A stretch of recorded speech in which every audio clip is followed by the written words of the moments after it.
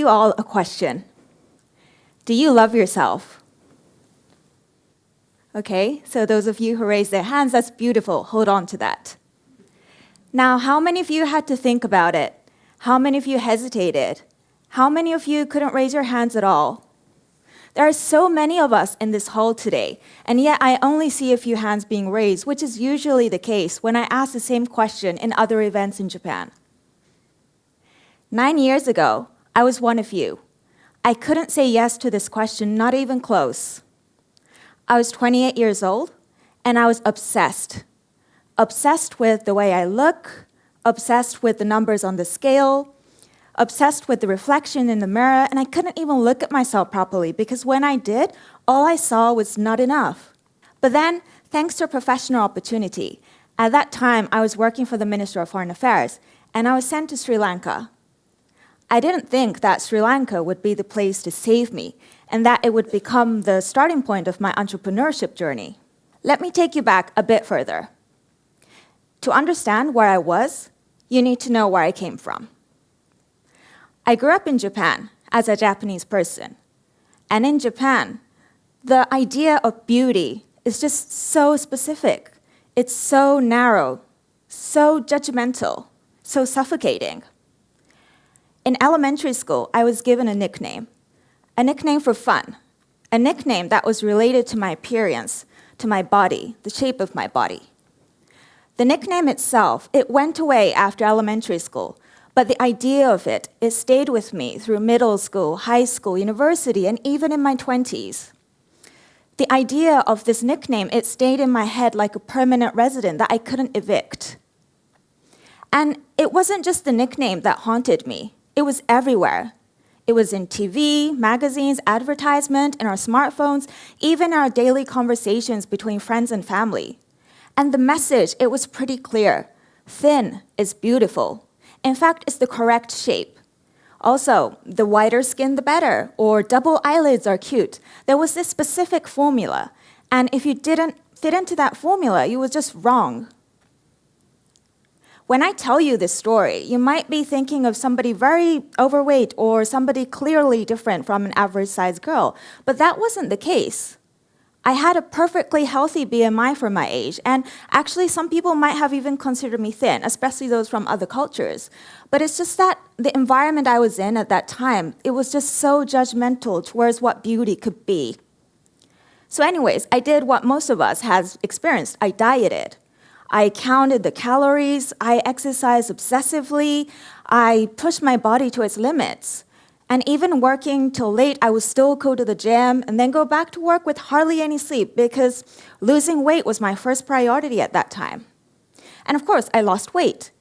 And I got praised. People would say to me, you look better, you lost weight, you look thin now. But you know what? I still wasn't happy.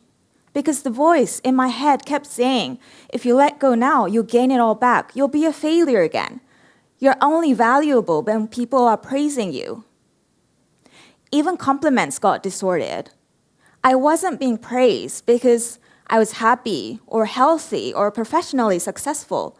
I was being praised because I was fitting into this mold of femininity that only realizes one type of beauty. And I think these compliments came because to some degree, the people around me, they were also trapped in this superficial sphere. Everybody was desperately trying to meet these expectations themselves. And I was living in prison. A prison of my own making, yes, but also a prison made by society, by culture, by this thing we call lookism. And the worst part is, I thought this was normal. I thought everyone felt this way. I thought this was just how life was supposed to be. Until my work sent me 7,000 kilometers away to Sri Lanka. I was 28 years old, 2017.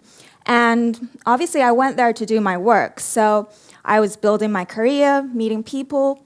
But then I noticed something changing day by day, little by little on this island of serendipity. I noticed that the women around me were different. Different not in a superficial way, but different in the way they carry themselves. They laughed loudly They wore bold colors. They looked so confident. And they took up space, and they did it all so naturally. They weren't chasing a specific type of formula. They weren't chasing a specific type of beauty, but they were embodying it so naturally. And then came the day that a lot of things changed for me. I was invited to an event. It was like a local party. And we were told that we would be wearing a sari. Now, if you don't know what a sari is, it is a traditional Sri Lankan dress. And it shows the arms, the stomach, the skin. It's actually quite more revealing than a Japanese yukata or a kimono, and it's very, very beautiful. But when I was told that we would be wearing a sari for this party, I hesitated a little because the voice in my head again said, "You're not thin enough to wear this," or "You're not perfect enough, you can't pull this off." But then the woman who was helping me dress the sari, she looked at me and said, "Why are you hesitating? Why are you being nervous? Everybody looks beautiful. Go, girl." And I think that is when my thinking started to change little by little. When I look back, that is a pivotal moment for my personal development. And I walked into the room. There were dozens of women, all beautiful, all wearing saris. Tall women, short women, curvy women, slender women. And everybody was so beautiful. They were so radiant. Nobody was being apologetic. Nobody was hiding. They were just existing beautifully with self-confidence. They looked joyful, and the love was always there. And these women, they were taking lots of pictures. Selfies, group pictures, lots of them. And they were all without filters. They were taking their real joy, their real smile, their real selves. And they were posting these pictures online one after another. And it didn't look like those insanely edited pictures we see a lot on social media these days. And when I looked at those pictures, and when I looked at those women, I thought, this is what beauty really is. It's not about chasing a specific formula, or it's not about the numbers on the scale. It's about self-confidence. It's about self-love. It's about joy. Now, these women, they weren't beautiful because they were perfect. They were beautiful because they believed in themselves and they loved themselves. And that love radiated out of them. I wanted to feel that way. I wanted that. And I wanted to share that to my friends in Japan and let everyone know that beauty is within us all. Day by day, living on this island of serendipity, these women gave me something that I didn't even know that I needed. They gave me permission. Permission to live as myself. Permission to love myself. Permission to live without being apologetic. They didn't do it intentionally. It's not like they sat me down and gave me a lecture. They just lived. And by living their truth, they showed me mine. Now, I didn't wake up one day and think, oh, I'm going to become an entrepreneur. That wasn't the plan. After all, I was in Sri Lanka for a governmental expat at that time. I just wanted to share that feeling. I wanted to share that feeling of I am enough, the feeling I had in Sri Lanka. I wanted to bottle that up and bring it back with me to Japan and share it with the people who needed to hear it, the people like me who was still desperately drowning in self-doubt and finding it hard to love themselves. That is how my brand, Kelluna, was born. Kelluna started with a simple idea. It was a fitness wear brand co-created in Sri Lanka with the Sri Lankan women. Colorful, beautiful, comfortable clothing, which celebrated every movement, which celebrated every types of body, which celebrated every ways of living. We made this in Sri Lanka with these women and myself by giving the message of self-love. Kelluna itself was a message that we repeated again and again and again and again. Beauty comes from self-love. Not from a specific formula, not from looking like somebody else, not from the numbers on the scale, but from self-love, from self-joy, from self-confidence, and also by treating yourself like your own best friend. We said this in our designs, we said it in our marketing, we said it in our events, we said it in our conversations, we said it so many times. People might have gotten bored, but it's okay because we knew how much people needed to hear this message.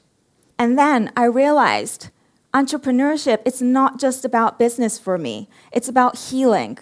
It's about healing for myself and healing for others. Every clothing we made in our brand, it became a reminder, you are enough. Every pop-up store we opened was a safe space. You are welcome here. Every conversation we had with our customers was an affirmation, you are beautiful. Entrepreneurship became a way of writing a love letter for me, a love letter to myself, but also the people who needed to hear it. And then something magical started to happen. Each year, more and more people would come to our pop-up stores. In fact, last year, more than 10 times people walked through our doors compared to our first few years. They came to browse, they came to shop, they came to stay, they came to talk. And I soon realized that kelluna is part of something much more bigger than just the acquisition of clothing. When they came, they always stayed for at least 30 minutes or an hour, and a lot of them, they even stayed for hours. And I thought at the beginning, this is a little bit unusual. But then I soon realized they're not staying just for the purchase itself, but they're staying for the feeling of I am enough. Our brand, our pop-up stores, they weren't just a store or brand, but it was a power spot. It was a place where people could feel like they were enough, and they could feel the importance of self-love. Our brand and our stores, it has become a community. When people came, they would talk to our staff, or the customers, they would even talk to each other, or they would talk to me, and they would open up about how self-love could be hard at times, and they would also share their struggles, but also their hopes. When they left, they would say things like, I feel lighter now, or kelluna is my lucky charm. One woman said, your message gave us courage. Another woman said, in the first time in years, I feel like I can be kind to myself. Now, these conversations, these moments, they weren't transactions, but they were connections. They were healing. And I realized this is what I wanted to build. Not just a brand, not just a business, but a community, a space, a love letter, a place where people who has ever felt like they were not enough could always charge their energy and come back. Through my brand, I myself found out something profound. We're not alone in this battle. So many of us are fighting the same battle, a battle to love ourselves when society keeps telling us that we're not enough. It's hard. It's a daily fight and it's exhausting. But we deserve that love and we deserve that kindness. Starting a venture is not about being clever. It's not about having the biggest investor or the most innovative idea. It's about being kind. It's about being honest. It's about having a message that comes from the bottom of your heart. Because if that message, if it's not a love letter to yourself or the people you want to serve, then what are you trying to build? What are you trying to tell the world? For me, entrepreneurship was about writing a love letter to that girl who hated herself in the mirror, a love letter to those Sri Lankan women who taught me what real beauty is about, a love letter to anybody who has ever felt like they were not enough. Now, I'm almost 37 years old, and finally, I can say yes to that question that I asked you all in the beginning. Do you love yourself? Yes, I love myself. But it took a lot of time to say this.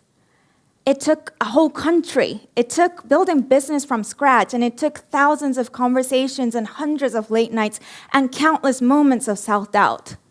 But I got here. And if I can, so can you. If you feel like you're not enough, kelluna is always here to remind you that you are enough as you are. That is why I built it. So I want you all to ask the same question again. Do you love yourself?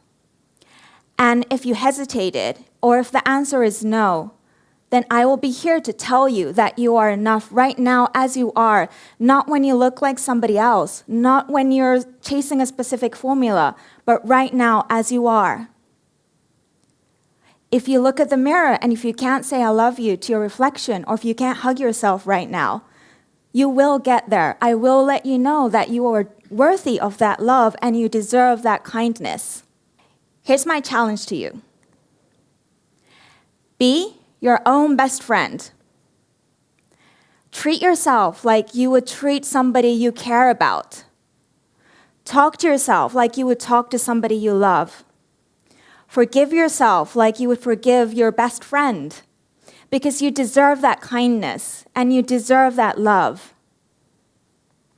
So starting today, starting now, be your own best friend. Thank you.